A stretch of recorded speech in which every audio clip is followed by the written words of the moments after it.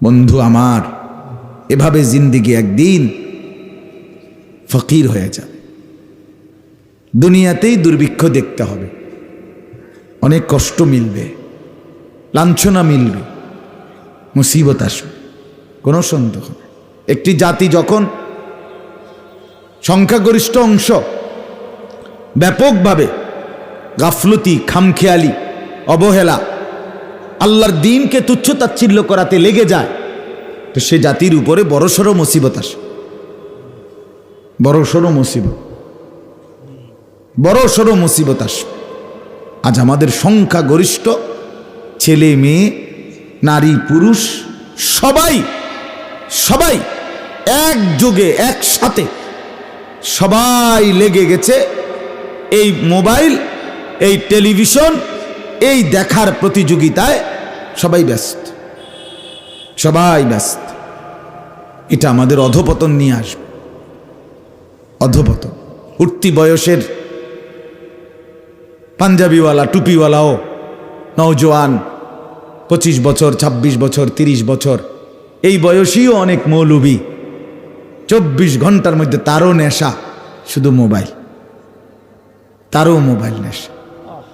বন্ধুরা আমার, এমন নওজোয়ান মৌলবী যারা ইমাম সাহেব কিংবা খতিব সাহেব কিংবা ওয়াজ সাহেব কিংবা হুজুর সাহেব কিংবা আমি নিজেই সাহেব, সব সাহেব, এ কথা মনে রাখতে হবে, আমার জন্য, সবার জন্য মোবাইলের এই আসক্তি, এটা নিশ্চিত আপনি হুজুর দিয়া দেশ জাতি উম্মতের কিছুই হবে না, আমনে আকামলাই থাকতে যাবেন। হ্যাঁ, বলে কোনো কাম হইব, আমনের বউ ফাইলছেন, বাচ্চা কাচ্চা ফাইলছেন, বাজার সাজার কইরা খাইয়া দাইয়া শুইয়া লাইছেন, এই আর কি। এদ্দুর হবে, ঠিক আছে, এদ্দুর তো সাধারণ মুসলমানেরও হচ্ছে মিয়া। এক আলেমে দ্বীনের জিম্মাদারি শুধু নিজের বউ আর নিজের ছেলে মেয়ে এই বাজার সদাই আর খাইয়া দাইয়া ঘুমায় যাওন, এটাতে আলেম বলে না, এটা আলেমের সিফাত না, এটা আলেমের পরিচয় না, এটা আলেমের বৈশিষ্ট্য।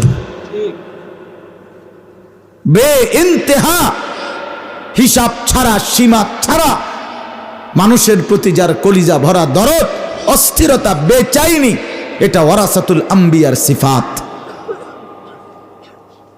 বৈশিষ্ট্য। এই জন্য আমি সবাইকে অনুরোধ করলাম, বাপ ছেলেরা, তোমাদেরকেও বলি, আমার এটা সবক, আমি বলবই এটা। তোমরা যারা এইভাবে পাগলের মতো, মাতালের মতো দিবা নিশিদোস্ত মোবাইলের উপরে চোখ দিয়া দিছ, জীবনটা ওয়াকফ করে দিছ, জিন্দিগিটা উৎসর্গ করে দিছ মোবাইল রে, মা বাপ, বংশ, দেশ, সমাজ, পাড়া মহল্লার কারো দিকে কোনো নজর নাই, নিজের ইজ্জত সম্মানের কোনো খোঁজ খবর নাই, শুধু নারী, শুধু ছবি, শুধু জেনা, শুধু বেবিচার, শুধু অশ্লীল দৃশ্য, শুধু বেহায়াপনার দৃশ্য, শুধু মহিলার নাচ গান। এই এর ভিতরেই যারা মোবাইল নিয়ে ব্যস্ত হয়ে পড়ে আছো দোস্ত, আল্লাহর কসম তোমরা কষ্ট পাইবা, আখেরাতে না বন্ধু, দুনিয়াতে। দুনিয়াতে আখেরাত তো আছেই। ইন্নাল্লাযীনা ইউহিব্বুনা আন তাশিআল ফাহিশাতু ফিল্লাযীনা আমানু লাহুম আযাবুন আলীমুন ফিদ দুনিয়া ওয়াল আখিরা। সূরা নূরের আয়াত, কোরআনুল কারীমে আল্লাহ তাআলা বলছেন, নিশ্চয়ই যারা ইমানদারদের সমাজে অশ্লীলতা, বেহায়াপনা, ফাহিশা, অশ্লীলতা এবং বেহায়াপনা ছড়িয়ে দেওয়াকে পছন্দ করে, কসম আল্লাহর, আল্লাহ কোরআনে বলছেন তাদের জন্য আযাবুন আলীম, মর্মান্তিক পীড়াদায়ক আযাব রয়েছে, ফিদ দুনিয়া, দুনিয়াতেও, ওয়াল আখিরা, আখিরাতে। এটা কোরআনের আয়াত। আর বেশি দিন লাগবে না দোস্ত, আর বেশি দিন না, বেশি দিন অভাব দেখবা। তোমরা যারা খুব তাফালিং করতে আসো ফলাফাইন, আর বেশি দিন না দোস্ত। তোমার মাতবরি, এই চুলের পেখম, হ্যাঁ, পকেটে যে সময় টাকা থাকবে না, বাপ যে সময় আর ইনকাম করবে না, আস্তে চুলের পেখমও যাইব গা, আসিবা ফ্যান্টের বাহাদুরিও চলে যাবে। তো অন্মাতবুরি তো দেখাও, বাপ কিছু কামাই করে দেখে। অহংকারী করছো তো তোমার নিজের টাকায় না, বাবার টাকা, মায়ের টাকা, ভাইয়ের টাকা, কিছু বলিয়া কিছু না বলিয়া, কিছু সত্য বলে কিছু মিথ্যা বলে, কিছু বাটপারি কইরা, সিটারি কইরা, চুরি কইরা, অবৈধভাবে অন্যায়ভাবে মিথ্যা বলে ধোকা দিয়া অসংখ্য ছেলে মাকে ধোকা দেয়, বাবাকে ধোকা দেয়, মিথ্যা কথা বলে বলে হাজার হাজার টাকা নিয়া এই মোবাইলে এমবি ঢুকাইয়া, আরে ঠিক মতো খায় না, ঠিক মতো ঘুমায় না, নিজের শরীর স্বাস্থ্যেরও কোনো যত্ন নাই, শুধু মোবাইলে উলঙ্গ ছবি দেখতে দেখতে এখানের এমবি ঢুকাইতে ঢুকাইতে জিন্দিগিও শেষ, যৌবনও শেষ, শরীরও শেষ, নাফরমান তোর আখেরাতও শেষ। মনে রাখিস বন্ধু, ও চিরেই তুমি আফসুস ছাড়া, হতাশা ছাড়া, দুর্ভাগ্য ছাড়া আর কিছু দেখবা না, দেখবা না। আল্লাহ তাআলা আমাদেরকে বুঝার তৌফিক দান করেন। মোবাইলের আসক্তি ছাড়তে হবে ভাইয়া, মোবাইলের আসক্তি ছাড়তে হবে। মোবাইলের এই পাগলা নেশা বন্ধ না করিলে আমার জাতি টিকবে না, আগামী প্রজন্ম টিকবে না।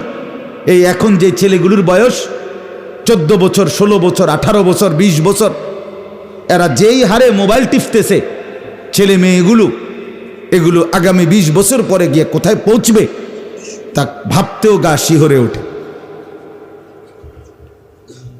হ্যাঁ, আল্লাহ তাআলা আমাদেরকে বুঝ দান করেন। আমি আমার এই ছোট্ট ওয়াজের জীবন 18 বছর, তো 18 বছর আগেও তো আমি মুসলমানের নওজোয়ান দেখছি, তখনের চাল চলনও তো দেখছি, মনে আছে। আজ 18 বছরের ব্যবধানে আইসা এখনো তো দেখতেছি। জানেও না কখন নামাজ পড়বে, কতদিন হয় 5 ওয়াক্ত নামাজ পড়ে না, বলতেও পারবে। অগণিত ছেলেকে আপনি জিজ্ঞেস, বাবা কৌসাই তুমি আল্লাহরে সাক্ষী রাইখা কতদিন হয় যে একদিনে 5 ওয়াক্ত নামাজ কোনো দিন পড়ো নাই, এটা কতদিন হইতে পারে? সে বলবে হুজুর গন্যা কি আর কুলান যাব, হিসাব করে কি আর কুলানো যাবে? আহা, তাইলে বলেন মা কোথায়, বাবা কোথায়, অভিভাবক কোথায়, শিক্ষক কোথায়, দেশ কোথায়, জাতি কোথায়, প্রশাসন কোথায়, সর্দার কোথায়, মাতব্বর কোথায়, গ্রামের বাপ চাচা মুরব্বীরা কোথায়, দাদারা কোথায়, নানারা কোথায়? হ্যাঁ, কারো কোনো পাত্তা নাই, কারো কোনো অনুভূতি নাই, কারো কোনো নজরদারি নাই। চোখের সামনে সুন্দর ছেলে, ফুটফুটে তাজা ছেলে, সুস্থ সবল, কি সুন্দর চমৎকার চেহারা, এমন সোনার ছেলে, সুন্দর ছেলে চোখের সামনে নষ্ট হয়ে গেল। অশ্লীল ছবি দেখতে দেখতে, উলঙ্গ ছবি দেখতে দেখতে, জিনা ব্যভিচারের দৃশ্য দেখতে দেখতে, কেউ মদের আড্ডায়, কেউ জুয়ার আড্ডায়, কেউ নেশার আড্ডায়, কেউ নারীর আড্ডায়, কেউ অশ্লীলতার আড্ডায়, কেউ বেহায়াপনার আড্ডায়, শেষ শেষ।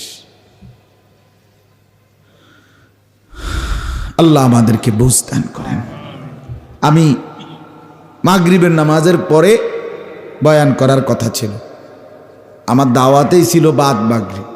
এলাকার হুজুররা আগেই বয়ান করে, আমি তো এলাকারই সংগঠনেরও সদস্য, কইলাম না, কিন্তু আমার একটু দেরি হয়ে গেছে।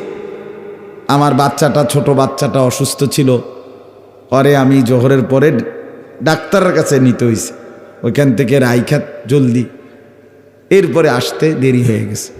এই জন্য আমি আর অল্প একটু সময় কোরআনুল কারীমের একটি আয়াত, 28 নম্বর পারা, কোরআনুল কারীমের 66 নম্বর সূরা, সূরাটার নাম সূরায়ে তাহরিম। এই সূরার 8 নম্বর আয়াত, এই একটি আয়াত তেলাওয়াত করেছি ইনশাআল্লাহ। ও আর এই ভাইদের তো বসার কোনো জায়গা নাই, শরীফ ভাই, আর তো কোনো চাটাই মাটাই নাই ওইদিকে, অনেক সাথী দাঁড়ানো। বউ না ভাই, যাদের জায়গা আছে ওই যে পিছনে বা ওইদিকে বইলে ভালো হইব, বসলে বরকত হবে, কলিজায় বসবে, বসে শুনলে ভালো হবে। যতক্ষণেই শোনো ভাই, বসেই শোনো। ছেলেরা আমি বলছি বসে শোনো। তুমি 10 মিনিটে শোনো, আল্লাহর কথা বইসা শোনো, উপকার হবে ভাইয়া, দিল লাগবে, ফায়দা হবে।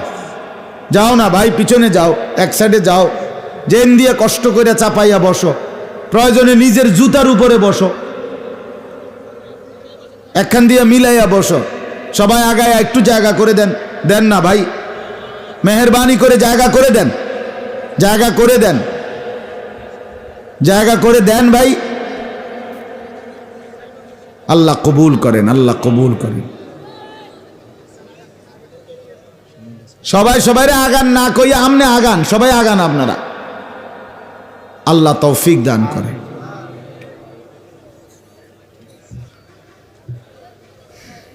এরপরে যারা দাঁড়ায় আছেন ওনাদের সিদ্ধান্ত হইল, হুজুর আগেও আপনার কথা ফাত্তা দিছি না, এখনও দিতাম না, এটা হইল কথা, বুঝেন না?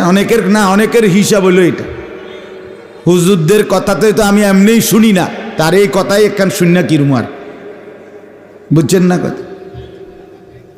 চলেন তো, বলতেছিলাম আমি একটু মনোযোগ দেওয়ার জন্য অনুরোধ করছি। সবাই ডানে বামে তাকায়েন না ভাই, আমাদের দিকে তাকান। সূরায়ে তাহরিম 66 নম্বর সূরা, কোরআনুল কারীমের 28 নম্বর পারা, এই সূরার 8 নম্বর আয়াত। আমরা যারা এখানে বসা, উপরে নিচে, আমাদের প্রত্যেকের পরিচয় আলহামদুলিল্লাহ যে আমরা মুসলমান, ঠিক কি না বলেন? মুমিন। আমরা নিজেদেরকে মনে করি আমরা ঈমানদার, আমরা মুসলমান। তো এই ঈমান আমাদের প্রথম শ্রেষ্ঠ, সর্বোত্তম, সর্বোৎকৃষ্ট পুঁজি। আমি একজন মানুষ, আপনারাও একজন মানুষ। এক মানুষ হিসাবে আমার জীবনের সবচেয়ে বড় অর্জন, সবচেয়ে বড় পুঁজি আমার ঈমান। ঈমান এটাই জীবনের সবচেয়ে বড় অর্জন। এটা আছে ঈমান। এবার যদি গোটা পৃথিবীও না থাকে, সবই আছে আমার। ঈমান নাই, গোটা পৃথিবী যদি 1000 আমার থাকে, আমার কিচ্ছু নেই। তাহলে আমার জিন্দেগির মূল পুঁজি কি বলেন না সবাই? ঈমান। ঈমান আমার শ্রেষ্ঠ পুঁজি, ঈমান আমার মূল পুঁজি। কোরআনুল কারীমের মধ্যে আছে, ওয়া আসবাগা আলাইকুম নিআমাহু যাহিরাতান ওয়া বাতিনা। আল্লাহ তাআলা বলেন, আল্লাহ তার বান্দাদের উপরে নিয়ামত পূর্ণ করেছেন, প্রকাশ্য এবং গোপন পূর্ণ করেছেন। কোন একটা বালতি ফুরাইতে ফুরাইতে একদম সমান করে ফেলছে, পুরাইয়া পূর্ণ, একেবারে পরিপূর্ণ, টইটম্বুর। তো তাফসীরের মধ্যে লিখছে, হযরত মুজাহিদ রাহমাতুল্লাহ আলাইহি বলেন, কোন ব্যক্তিকে আল্লাহ তার নিয়ামত দিয়ে পূর্ণ করছেন, এটা কখন হবে? মানে এ কথাটা বলা যাবে কখন? যে সে মনে করেন ভাত খাইতে খাইতে খাইতে খাইতে 8 প্লেট, একেবারে 10 প্লেট ভাত খাইছে না, আল্লাহ তার নিয়ামত পূর্ণ করে দিছে নাকি? কথা বলেন না কেন? সে বাড়ি করতে করতে 200 তালা করছে, তাহলে আল্লাহ তার নিয়ামত পূর্ণ করে দিছে নাকি? না। মানে দুনিয়া তামামটা দিয়ে দেওয়া, এটা নিয়ামতের পূর্ণতা না। তাফসীরের মধ্যে লিখছে হযরত মুজাহিদ ইবনে জাবার রাহমাতুল্লাহ আলাই, তিনি হযরত আব্দুল্লাহ ইবনে আব্বাস রাদিয়াল্লাহু তাআলা আনহুমার ছাত্র ছিলেন, তাবিঈ মুজাহিদ রাহমাতুল্লাহ আলাই। উনি বলেন, কোন ব্যক্তিকে আল্লাহ তাআলা নিয়ামত পূর্ণ করে দিচ্ছেন কখন বুঝাবে? যখন আল্লাহ তাআলা তাকে ঈমানের দৌলত দান করেছেন, তখনই বলা হবে আল্লাহ তাকে নিয়ামত পূর্ণ করে দিছে। তাহলে ঈমান যার সম্পদ, কালেমা যার সম্পদ, লা ইলাহা ইল্লাল্লাহ যার পুঁজি, মুহাম্মাদুর রাসূলুল্লাহ যার পুঁজি, এই কালেমা যার পুঁজি, ঈমান যার পুঁজি, তার নিয়ামত পূর্ণ হলো। তার নিয়ামত আসবাগা, আসবাগা মানে পূর্ণ হলো, তার নিয়ামত পূর্ণ হলো।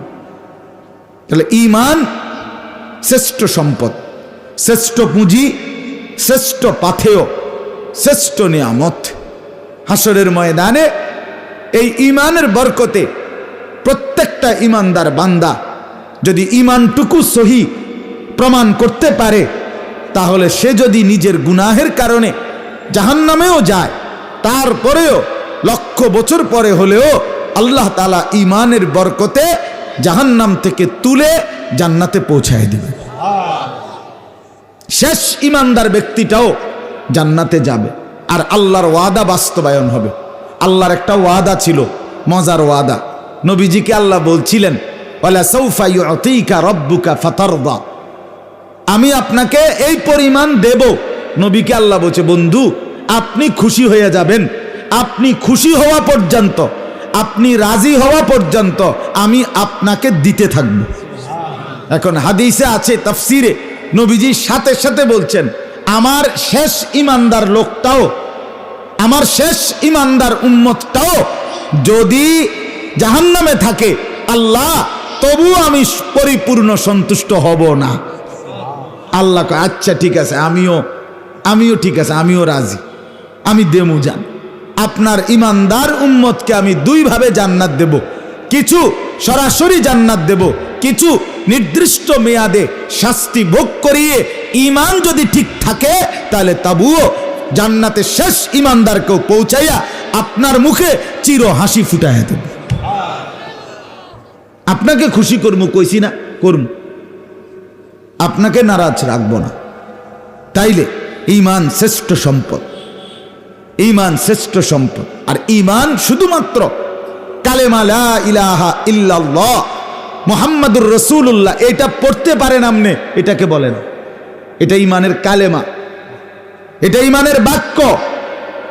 শুধু এটা বলতে পারলেই আপনি পরিপূর্ণ ঈমানদার, কামেল মোমেন না, এটা বুঝায় না, এটা ঈমানের বাক্য। আমার শায়েখ আল্লামা মুফতি মুশতাকুন নবী কাসেমি অনেক সময় উদাহরণ দিতে গিয়ে বলে যে, মনে করেন এখানে আমি কাগজে লিখলাম চ আকার চা, তো এই চ আকার চা এটাই তো চা, কথা বলেন না কেন? চ আকার চা এটাই তো চা নাকি? না না, এটা চায়ের শব্দ, এটা চায়ের কালেমা। কিন্তু চা পাতা, চিনি, পানি, এই তিনটার সম্মিলন, তিনটার একত্র করা, গরম করা, এটারে বলা হয় কি? ঠিক কালেমা লা ইলাহা ইল্লাল্লাহ মুহাম্মাদুর রাসূলুল্লাহ, এটা ঈমানের কালেমা, এটা ঈমানের পরিচয়, এটা ঈমানের কালেমা। কিন্তু ঈমান শুধু এটা বলাকেই না, যথেষ্ট না, বরং ঈমানের ৭৭টি শাখা আছে। আমার আপনার প্রত্যেকের জীবনে গুনে গুনে টিক মার্ক দিয়া হিসাব কইরা কইরা ৭৭টা ঈমানের শাখা নিজের মধ্যে আনয়ন করা, এই সবটা মিলাইলে হয় পরিপূর্ণ ঈমানদার। কালেমা লা ইলাহা ইল্লাল্লাহ এটা যদি হয় শেকড়, এটা যদি হয় কাণ্ড, এটা যদি হয় গোড়া, তাহলে এই গাছের আসলুহা সাবিতুন ওয়া ফারউহা ফিস সামা, এর একটা ডালপালা বিশিষ্ট উপরে গাছ আছে। এই ডালপালা মোট ৭৭টি, সবগুলো আমার জীবনে আনা, এই সবটা মিলাইয়া ঈমান। এজন্য একজন ঈমানদার হিসাবে ঈমানের ৭৭ শাখা কি কি আপনার একটা একটা করে জানা, আমার মধ্যে আছে কোনটা, নাই কোনটা, যেটা আছে আলহামদুলিল্লাহ, যেটা নাই এটা আনার চেষ্টা করা, এটা আপনারও জিম্মাদারি, আমারও জিম্মাদারি। কথা বুঝছেন কিনা বলেন? সাথে সাথে আরেকটি জিনিস খেয়াল রাখা, ঈমানের মধ্যে যেন কুফরি না থাকে, ঈমানের মধ্যে যেন শিরিক না থাকে, ঈমানের মধ্যে যেন নিফাক না থাকে, ঈমানের মধ্যে যেন ইরতিদাদ মুরতাদ হওয়া এটা না থাকে। কুফর মুক্ত, শিরিক মুক্ত, নিফাক মুক্ত, ইরতিদাদ মুক্ত ঈমান। কুফর মিশ্রিত ঈমান গ্রহণযোগ্য না, শিরিক মিশ্রিত ঈমান গ্রহণযোগ্য না, নিফাক মিশ্রিত ঈমান গ্রহণযোগ্য না, মুরতাদওয়ালা ঈমান গ্রহণযোগ্য না। ইরতিদাদ বলে তো বিষয়টা অনেক কিছু, হ্যাঁ অনেক কিছু, অনেক কিছু।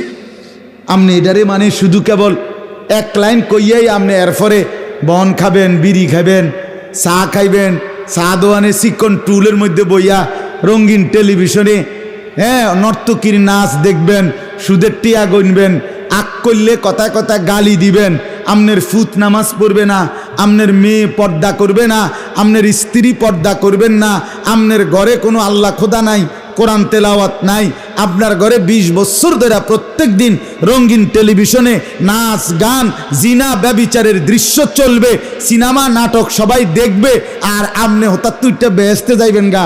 বেহেস্ত এত মামুর বাড়ি হয়ে গেল কা? কথা বলেন না কেন? আমনের মতো আকামলারে বেহেস্ত দিতে হইব। বেহেস্ত কি লোকের এত ঘাটতি ফিরে গেল কা? বলেন মিয়া। অসংখ্য মানুষ আছে চা দোকানে বসে বিড়ি খায় আর চা খায় আর নর্তকীর নাচ টেলিভিশন দেখে। এরকম মানুষগুলো যখন বলে ওলামায়ে কেরামের সমালোচনা, আলেমে দ্বীনের বদনাম করে, কোন আলেমকে গালি দেয় বা মিথ্যা কথা অপবাদ দেয়, আমার আফসোস হয় বেটা, তোর নিজের তলা নাই, তুই কাকে কি বলছিস? তোর কোনো হুঁশ আছে কি বেটা? আহাম্মক বেটা। নিজের ভিতরে মুমিনের চিহ্ন নাই। এবারটা কয় অমুক হুজুরের আকীদা বালানা, অমুক হুজুরের আকীদা বালানা, অমুক হুজুরে ওয়াহাবি, অমুক হুজুরে নবীর দুশ্মন। মানে কি? আমনে বিড়ি খান, ওই হুজুরে গাঁজা খায় নাকি? হ্যাঁ, আমনে টেলিভিশন দেখেন আর ওই হুজুরে নাচে নাকি? তো তাহলে হুজুরের আকীদা বালানা কিতা? যে লোকটা জীবনে কোনোদিন দাড়ি কাটলো না, যে লোকটা জীবনে কোনোদিন মিসওয়াক ছাড়লো না, যে লোকটা জীবনে কোনোদিন টয়লেট পেপার ব্যবহার করা ছাড়লো না, যে লোকটা জীবনে কোনোদিন দস্তরখান বিছানো এটা ছাড়লো না, যে লোকের স্ত্রী পর্দানসীন, যে লোকের ছেলে মাদ্রাসায় পড়ে, যে লোকের মেয়ে মাদ্রাসায় পড়ে, যে লোকের ঘর পুরা কোরআন তেলাওয়াত করে, এই লোক রাসূলের দুশ্মন কেমনে হয়? নবীর দুশ্মন কেমনে হয়? আপনি এত বড় মিথ্যাবাদী কেমনে হইলেন মুসলমান? আরে কোন বেকুবে আপনারে এই বুদ্ধি দিল? যে বুদ্ধি দিছে তেও বেকুব, আমরাও বেকুব মিয়া, দোনোটা বেকুব বেটা। তোরা বেটা যে তোরে বুঝাইছে বেটা সে বেওকুফ, তারে জিজ্ঞাসা করো না কারে ওয়াহাবি বললেন, কারে নবীর দুশ্মন বললেন। মুসলমান এটা ভাবা চাই, ইনসাফ, ইনসাফ থাকা চাই, ইনসাফ থাকা চাই। ইন্নাল্লাহা ইয়া'মুরু বিল আদল, আল্লাহ বলে বান্দা আমি ইনসাফের আদেশ করলাম, জীবনের সব ক্ষেত্রে ইনসাফ করবা। ইনসাফ, বিবেক, আপনার বিবেক কোথায়? আপনার চোখ কোথায়? এই যে মাওলানা মাহবুব সাহেব, কই আমগো মাহবুব সাহেব? জীবনটা কোনোদিন, আজকে এত বছর আপনাদের এখানে কাটাইলো, যার জীবনে দ্বীনের খেলাফ কিছু নাই। আপনি কথার কথা, এই যে ওলামায়ে কেরাম, আপনি এরকম একজন মানুষ সুন্নতের উপরে চলতেছে, চোখের দেখা দেখতেছেন, আপনি এরপরও কোন সে নবীর দুশ্মন। এত বড় জুলুমের কথা কে শিখাইলো? আমরা এত বড় আহাম্মকি কথা আপনারে শিখাইলো কে? কোন বোকায় শিখাইলো? অতএব বাপ, এটা জরুরি মনে রাখতে হবে, ঈমান জীবনের বড় পুঁজি। এটা দুইটা জিনিস খেয়াল রাখতে হবে। ঈমানের কিছু বিষয় আছে, ঈমানের শাখা, এগুলো আনতে হবে। কিছু বিষয় আছে ঈমানের জন্য ক্ষতিকারক, এগুলোর থেকে বাঁচতে হবে। ৭৭ শাখা নিজের মধ্যে আনতে হবে। কুফর, শিরিক, নেফাক, ইরতেদাদ নিজের থেকে সরাইতে হবে। আজও ঈমান শিখার জন্য ওই খুলনার হজরতের কাছে প্রতি বছর যাই একবার, 5 দিনের লেগা 6 দিনের লেগা, শায়েখের কাছে রোজা রাইখা আমলে বসি যে হজরত একটা একটা করে ধরায় দেয় কোনটা ঈমান, কোনটা কুফর, কোনটা শিরক। ঈমানের ৭৭ শাখা হজরত ব্যানার আকারে, ফেস্টুন আকারে, বই আকারে আমার খুলনার হজরত বারবার ধরায় দেয়। এবং কতবার যে বলছে, আমারও তো কত সময় বলছে, মাওলানা আল্লাহর বান্দাদেরকে ঈমানের ৭৭ শাখা পড়তে বলেন, জানতে বলেন, নিজের জীবনে মিলাইতে বলেন। এটা জরুরি বাপ। আপনি বুঝছেন নাই, আমরা গ্রামের মানুষ, আমরা সাধারণ মানুষ, আমরা সহজ সরল মানুষ, আমরা স্কুলে পড়ছি, আমরা কলেজে পড়ছি, আমরা কিচ্ছু পড়ি নাই, মুরুক্ষ সুরুক্ষ মানুষ, দিন আইন না দিন খাইছি, হ্যাঁ হুজুর বাজার করছি, বেডিতে আনছে, আমরা ভাত খাইছি, এই সমস্ত সিহন কথা, এই সমস্ত ফাঁকনা আলাপ, আরে ফেরেস্তার সামনে কইলে একটা বাড়ির লগে আড্ডি আমার ফুতে যেভাবে কইছে যে উড়া উড়া করে লাগে, আমার ছোট ছেলে গুড়া গুড়া কই তারা না, হাতে কয় উড়া উড়া করে লাগে, আড্ডি তো গুড়া গুড়া করে, হাতে কয় উড়া উড়া করে লাগে, দুঃখ লাগবে নাকি? আল্লাহ আমাদেরকে বুঝ দান করেন। আমাদের জীবনের একটা বড় পুঁজি আমাদের ঈমান, আমাদের ঈমান। মুসলমান বোকা হলে চলবে না, মুসলমান নাদান মূর্খ হলে চলবে না, মুসলমান বুঝি না এ কথা বলার সুযোগ নেই, মুসলমান জানি নাই এটা বলার সুযোগ নাই। তলাবুল ইলমে ফরিদাতুন আলা কুল্লি মুসলিম, নবী সাল্লাল্লাহু আলাইহি সাল্লাম বলছেন আমার উম্মতের প্রত্যেকটা মুসলমানের জন্য, প্রত্যেকটা মুসলমানের জন্য দ্বীনি ইলম, প্রয়োজন পরিমাণ দ্বীনি ইলম অর্জন করা ফরজ। ফরজ, আরে বাপ ফরজ বলছে, ফরজ, এরপরে আর কি কইলে আপনি গুরুত্ব দিতেন? ফরজের উপরে কিতা কইতো আপনারে? কথা বলেন না কেন? ফরজের উপরে কি বলতো? সুন্নত মুস্তাহাব কইতো নাকি নফল বলতো? ফরজের চাইতে উঁচা আছে কিছু? তো সেই ফরজ বলছে ওযু শিখো, নামাজ শিখো, রোজা শিখো, হজ শিখো, জিকির শিখো, তেলাওয়াত শিখো, কোরআন শিখো, দ্বীনের প্রয়োজনীয় নিজের চলা ফেরা উঠা বসায় যখন যেই মাসআলা দরকার সেই মাসআলাটা শিখো। ছেলেটা বিয়ে করাচ্ছ, এখন শরীয়তের বিধান কি শিখে নাও। মেয়েটা বিয়ে দিচ্ছ, এখন শরীয়তের বিধান কি এটা শিখে নাও। বাজারে দোকানদারি করছো, এখানে শরীয়তের হালাল হারামের মাসআলা কি এটা শিখে নাও। স্ত্রীর সাথে সংসার করছো, এখানে শরীয়তের মাসআলা কি এটা শিখে নাও। ছেলে মেয়ে মানুষ করবা, এখানে শরীয়তের মাসআলা কি এটা শিখে নাও। হজে যাচ্ছ, এখানে শরীয়তের মাসআলা কি এটা শিখে নাও। উমরায় যাচ্ছ, সেখানে শরীয়তের মাসআলা কি এটা শিখে নাও। কোনো পাত্তা দেয় না মুসলমান, মাথায় গামায় না, মাথায় হুদা খানা তো আইব, কোন কোন মাধ্যমে খানা আছে এইটা এইটা এটা মধ্যে 7 দিনের খানা, 41 দিনের খানা, বছরে একবার খানা।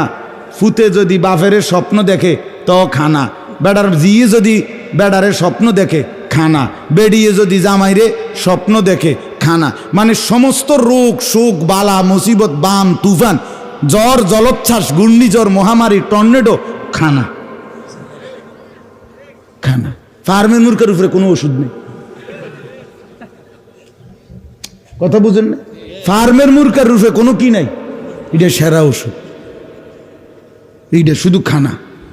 যেটা মনে হয় শুধু খানার উপরে চালাও, খানার যত আইটেম বলতে পারলে খুশি, খানার আইটেম বলতে পারলে, বন্দিগির আইটেম বললে আর নাই, আর নাই। এটা ঠিক না বাপ, এটা ঠিক না, এটা উচিত না। উচিত আল্লাহর গোলামি করা, আল্লাহর ইবাদত করা। ঈমানের পরে আমাদের দ্বিতীয় করণীয় বিষয় হলো তাকওয়া। বলেন কি? এটা আমার আয়াতটার জন্য দরকার। তাকওয়া মানে একজন ব্যক্তি, আমি ঈমানদার, নিজেকে মনে করছি মুসলমান, এখন আমার করণীয় হলো আমার জীবনটা থাকবে তাকওয়ার উপর। কিসের উপর? তাকওয়া 2 জিনিস, সহজ কথায় তারকুল মুনকারাত, ফি'লুল খায়রাত। তাকওয়া হলো 2 জিনিস, আল্লাহর সমস্ত হুকুম, রাসূলুল্লাহর সমস্ত হুকুম পালন করা, আল্লাহ এবং রাসূলুল্লাহর সমস্ত নিষেধ বর্জন করা, খালাস।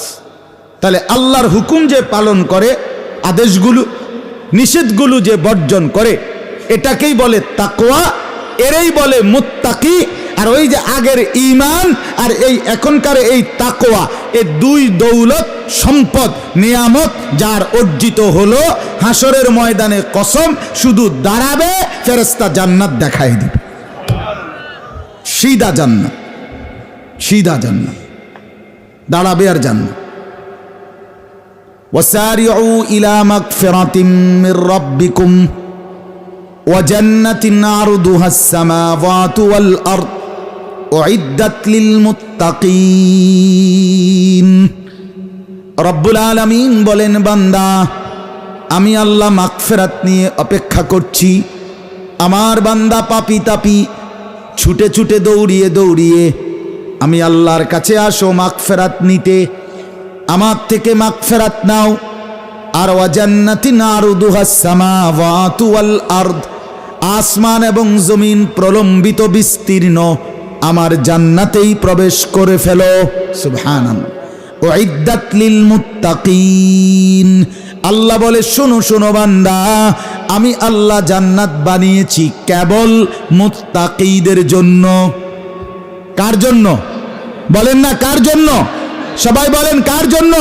মুত্তাকিন। তাহলে ঈমান এবং তাকওয়া, ঈমান এবং তাকওয়া, ঈমান এবং তাকওয়া, ঈমান এবং তাকওয়া আমার জীবনের পুঁজি, আমার জীবনের মূল অবলম্বন। এই দুইটা আমার লাগবেই। ঈমান আমার লাগবেই, তাকওয়া আমার লাগবেই, নাই তো কবরেও আমার মুক্তি নাই, হাসরের মাঠেও মুক্তি নাই, ফুলসেরাতেও মুক্তি নাই, জাহান্নাম থেকেও বাঁচার উপায় নাই, জান্নাতে যাওয়ার সুযোগ নেই। তাহলে জান্নাতে যদি যেতে হয়, জাহান্নাম থেকে যদি বাঁচতে হয়, কি লাগবে? দুই জিনিস, ঈমান এবং তাকওয়া। বলেন, যেটা তাকওয়া এটারে কয় নেক আমল, যেটা তাকওয়া এটারে কয় আমলে সালেহ। ও আমিলুস সালিহাত, এ যত জায়গায় আছে এটার যে অর্থ তাকওয়ারও সেই অর্থ, একই কথা। যা তাকওয়া তাই আমলে সালেহ, যা আমলে সালেহ তাই কি? তাই তাকওয়া। তাকওয়া। এখন আমি যে আয়াতটা পড়ছি, এবার শুধু এইটা বলতে চাই, আপনি আমি আলহামদুলিল্লাহ মনে করেন সিদ্ধান্ত নিলাম যে আমি তো মুমিন মুসলমান পরিচয় দেই, কাজেই আমি তাকওয়ার উপরে চলব, মানে আল্লাহর হুকুমগুলো পালন করব, রাসূলুল্লাহ সাল্লাল্লাহু আলাইহি ওয়াসাল্লামের হুকুমগুলো পালন করব, আল্লাহ এবং রাসূলের নিষেধগুলো বর্জন করব। এখন আমার শুধু একটা প্রশ্ন থাকবে আল্লাহর কাছে, আল্লাহ পালন করব সিদ্ধান্ত নিলাম, ওযু, গোসল, নামাজ, রোজা, হজ, জাকাত, জিকির, তেলাওয়াত, দান, সাদকা, আওয়াবিন, ইশরাক, তাহাজ্জুদ, নফল, হ্যাঁ এগুলো আমি করব। এরপরে গুনাহ, চুরি, ডাকাতি, জিনা, ব্যভিচার, মদ, জুয়া, নাচ, গান, অশ্লীলতা, বেহায়াপনা, বেপরদিগি, নাটক, সিনেমা, খেলাধুলা, মিথ্যা উপার্জন, হারাম উপার্জন, অবৈধ রোজগার, ছিনতাই, রাহাজানি, সব কিছু আমি ছাড়ব, নেক আমল করব। এটা যদি আমি মনে করি, সিদ্ধান্ত নেই, তো আল্লাহর কাছে এবার আমার প্রশ্ন, করতে করতে চলার পথে আমল করছি, গুনাহ ছাড়ছি, কিন্তু যদি কখনো আমল ছুটে যায়, গুনাহ হয়ে যায়, তখন আমি কি আর মুত্তাকি থাকবো না? আমার তাকওয়া তো ছুটে গেল, এবার আমি কি জান্নাতি হব না? আমি কি জাহান্নাম থেকে বাঁচতে পারবো না? রব্বুল আলামিন তখন বলছে, বান্দা তোমার সিদ্ধান্ত নেক আমল করবা, সিদ্ধান্ত গুনাহ ছাড়বা, এই অবস্থায় থাইকা যদি কখনো অ্যাক্সিডেন্টলি বাই চান্স যদি গুনাহ হয়ে যায়, নেক আমল ছুটে যায়, সাথে সাথে আমি আল্লাহর কাছে তওবা করো, খাঁটি তওবা, খাঁটি তওবা, খাঁটি তওবা, তাওবাতান নাসুহা, আমি ওয়াদা দিলাম পুরা গুনাহ যদি আসমান সমান হয় মাফ করে দেব। তোমাকে মুত্তাকি বানাইয়াই রাখবো, আমার সঙ্গী বানাইয়াই রাখবো। এটা হইল তাকওয়ার রিমুভার। তাকওয়া যদি ছুটে যায়, এটাকে মুছে ঠিক করে দেওয়ার মাধ্যম হইল তাওবা। কি বলেন না? তাওবা। এইটাই এই আয়াত। আল্লাহ তাআলা বলেন, ইয়া আইয়ুহাল্লাযীনা আমানু, হে ঈমানদারগণ, হে মুমিনগণ, তুবু ইলাল্লাহ তাওবাতান নাসুহা, তোমরা সকলেই জওয়ান বৃদ্ধ নারী পুরুষ সবাই তোমরা তওবা করো, আল্লাহর দিকে ফিরে আসো। তাওবাতান নাসুহা, খাঁটি তওবা, খাঁটি ভাবে ফিরে আসা। তাহলে একজন মুমিন তওবা করতে হবে যদি গুনাহ হয়ে যায়, যদি আমল ছুটে যায়, কারণ আমাকে মুত্তাকি হতেই হবে, আমাকে তাকওয়াবান হতেই হবে, নয়তো আমি জান্নাতে যেতে পারবো না। আর যদি তাকওয়া ছুটে যায়, লিক হয়ে যায়, ছিদ্র হয়ে যায়, নেক আমল হয়ে ভুল হয়ে ছুটে গেছে। আমি আজকে 3 মাস ফজরের নামাজ পড়ি, তো আজকে একদিন আমার ফজরের জামাত ছুটে গেছে। আমি আজকে 6 মাস 5 ওয়াক্ত নামাজ পড়ি, আজকে একদিন আমার এশার নামাজ ওয়াক্ত মতো পড়তে পারি নাই, তাহলে এটা আমার ত্রুটি কিনা? কথা বলেন না কেন? আমি সর্বাত্মক চেষ্টা করি চোখ নিচের দিকে নামাইয়া রাখতে, কিন্তু আজ আমি বেখেয়াল হোক, ইচ্ছায় হোক, শয়তানের ওয়াসওয়াসায় হোক, নফসের ধোকায় হোক, রাস্তার নারী, চলার পথের সুন্দরী নারী দেখে ফেললাম, এটা আমার গুনাহ হলো কিনা? আমার তাকওয়া ছুটে গেল, আমার তাকওয়া ছুটে গেল। আল্লাহ বলে ঘাবড়াইও না বান্দা, তওবা করো, আমি আল্লাহ আবার তোমার তাকওয়া ফেরত দিয়ে দেব, মাফ করে দেব। তওবা করো, তবে তওবা হইতে হবে খাঁটি তওবা। কি তওবা বলেন? কি তওবা বলেন না? তাওবাতান নাসুহা, খাঁটি তওবা। খাঁটি তওবা কাকে বলে? খাঁটি তওবা মানে হলো খাঁটি সরিষার তেল হাতে ডললা তওবা করে, ঠিক নি? কথা বলেন না?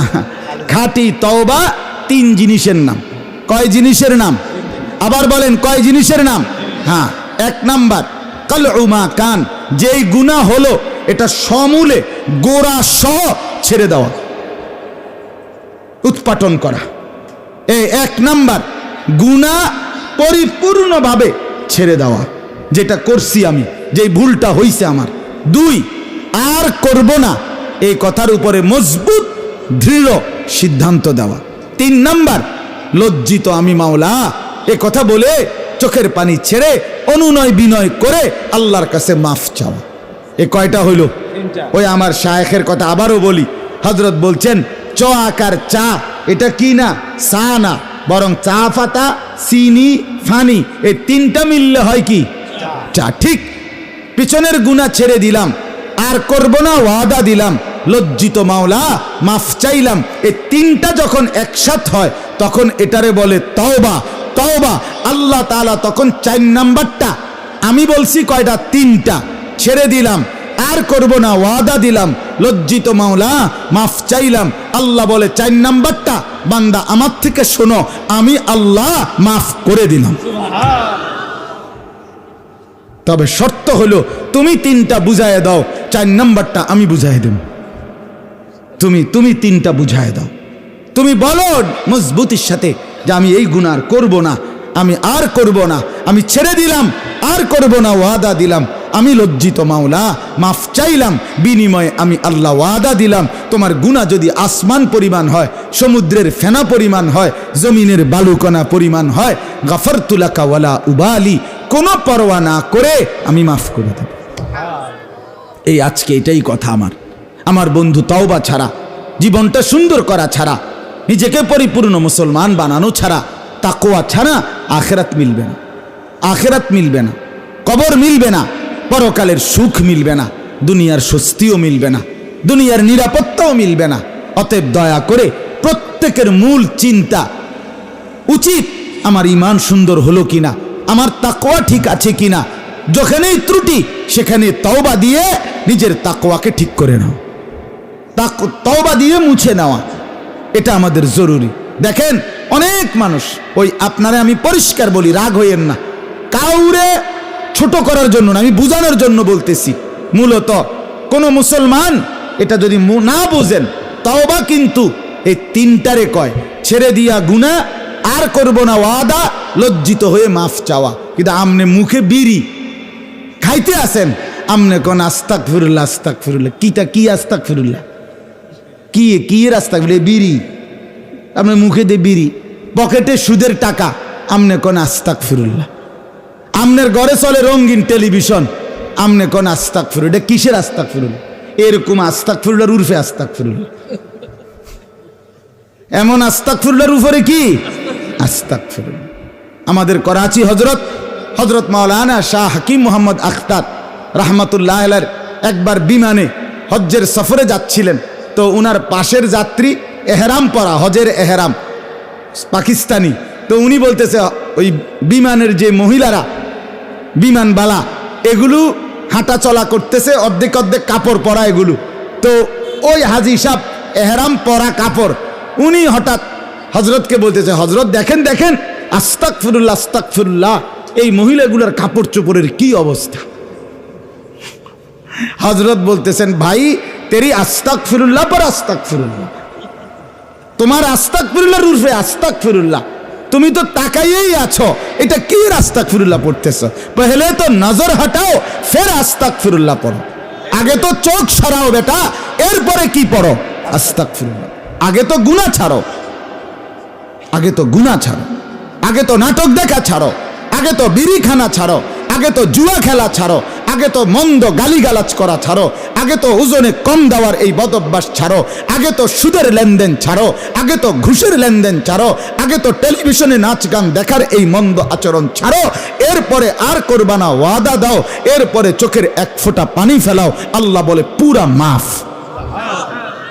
আল্লাহ আমাদেরকে বুঝ দান করেন, তৌফিক দান করেন। জি, তো এই তর্জমাটা এবার শুনেন। ইয়া আইয়ুহাল্লাযীনা আমানু তুবু ইলাল্লাহি তাওবাতান নাসুহা, এই খাঁটি তওবা করো। আল্লাহ বলেন তোমার তওবা যদি এই 3 শর্তে খাঁটি হয়, আমি ওয়াদা দিচ্ছি কি কি দেমু। আল্লাহ বলছে, 1 আসা রাব্বুকুম আন ইউকাফফিরা আনকুম সাইয়্যাতিকুম, পিছনের সব গুনাহ মাফ করে দেব। 1 2 তওবার বরকত ওই 3 শর্তে। কয় শর্তে? ও ভাই বলেন না কয় শর্তে? 1 নাম্বার পিছনের গুনাহ মাফ করে দেব। 2 ওয়ায়ুদখিলাকুম জান্নাতিন তাজরি মিন তাহতিহাল আনহার, ঝর্ণা ধারা বেষ্টিত আমার জান্নাতে প্রবেশ করিয়ে দেব। 3 আর রয়েছে সুবহানাল্লাহ, 3 ইয়াউমা লা ইউখজিল্লাহুন নাবিয়্যা ওয়াল্লাযীনা আমানু মাআহু, ঈমানদার তওবাকারী ঈমানদার উম্মত এবং তোমাদের নবী আমার বন্ধু মুহাম্মদ তোমাদের সকলকে হাসরের ময়দানে 1 সেকেন্ডের জন্য আমি আল্লাহ তওবা করার কারণে বেইজ্জতি করব না, লজ্জা দেব না। মনে রাখেন, তওবা তো করছেন আপনি, আল্লাহ মাফও করছেন, কিন্তু যদি আবার ফেরেশতা টিটকারি মারে, আরে আল্লাহ মাফ করে দিছে দেখে না মাতবরি করস বেটা, নাহলে তুই যে খারাইয়া মূর্তি আমি জানি না, ইন্না লিল্লাহি তো কইয়া লাইছে। বুঝেন না কথা? এরকম আমরা দুনিয়ার মানুষ এমনি বলেন আর হইছে, আপনি বুজুর্গি ভাব লইছেন, আপনি যে গত সপ্তাহ কি চুরির দ্বারা খাইছেন আমরা জানি না, আপনি আইছেন না আরবের খুরমা খাজুর, আপনি একবারে মনে করেন এরকম যদি কিছু বলে তো এটা লজ্জা কিনা? আল্লাহ বলে বান্দা তওবার বরকতে আমি ওয়াদা দিলাম হাসরের ময়দানে আমার কোটি কোটি ফেরেশতার কেহ কোনো বেলায় 1 সেকেন্ড তোমার এই পিছনের কোনো কথা বলে লজ্জা দিবে না। সুবহানাল্লাহ।